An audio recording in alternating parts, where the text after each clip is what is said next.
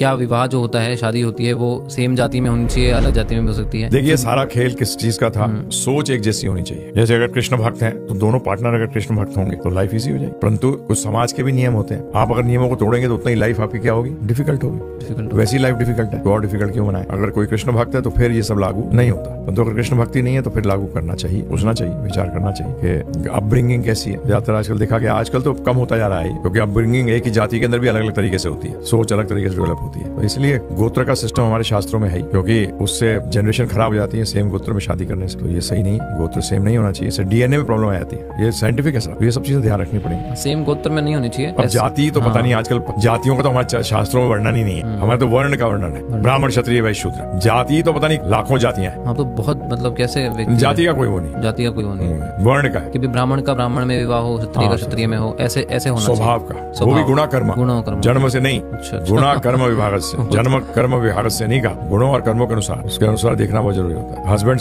ब्राह्मण है, वाइफ वैश्य प्रवृत्ति की है, क्या होने वाला है, वो ब्राह्मण की गए हालत खराब हुई। स्त्री क्षत्रिय विचार की और हस्बैंड वैश्य विचार का, फिर तलवारें चली।